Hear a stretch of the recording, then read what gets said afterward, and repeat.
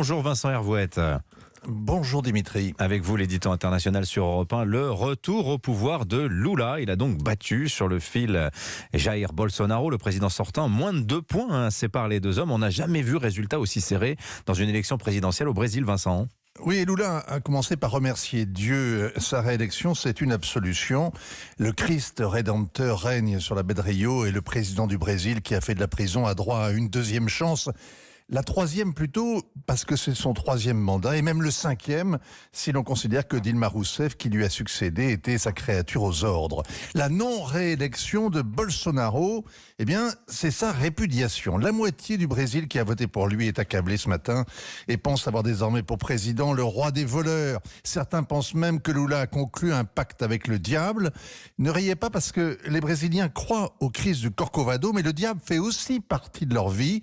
20 millions ne mangent pas à leur faim. C'est le pays le plus inégalitaire des Amériques, celui où la classe moyenne est la plus révoltée par la classe politique. La moitié des Brésiliens qui a voté Lula dort en pensant avoir vaincu un cannibale et un pédophile. C'est ce qu'on leur a raconté. On leur a dit aussi qu'avec Lula, le Brésil va remonter sur son piédestal.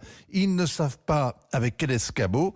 Et sans doute que Lula non plus. Alors le candidat Lula donc est resté flou sur son programme économique et social pendant la campagne. Il a vanté son bilan, le taux de croissance à 7,5% et les généreuses subventions aux plus pauvres. C'était l'âge d'or, la mondialisation était heureuse. La récession a suivi avec des millions de Brésiliens dans la rue.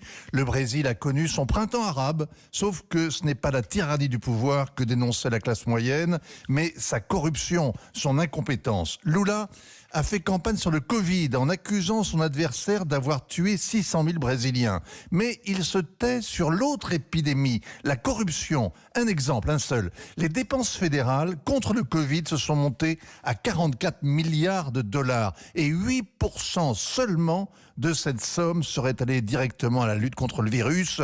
En chemin, des milliards se sont évaporés. C'est de l'argent de poche comparé au système des mensualités et au scandale Petrobras.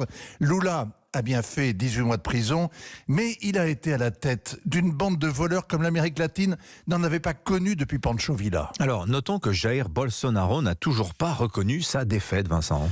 La dernière fois qu'il a vu Bolsonaro, c'était vendredi, ils se sont insultés, un duel télévisé comme un match de catch. Son silence ce matin entretient évidemment le suspense. Y aura-t-il un 3e tour devant les tribunaux, dans la rue, dans les casernes? On imagine que Bolsonaro veut négocier au moins des sauf-conduits pour lui et les siens.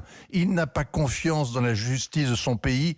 Et pour cause, le Brésil a désormais pour président un repris de justice qui avait été déclaré inéligible jusqu'en 2035, mais ces condamnations ont été annulées pour vice de forme par les amis qu'il avait fait nommer à la Cour suprême.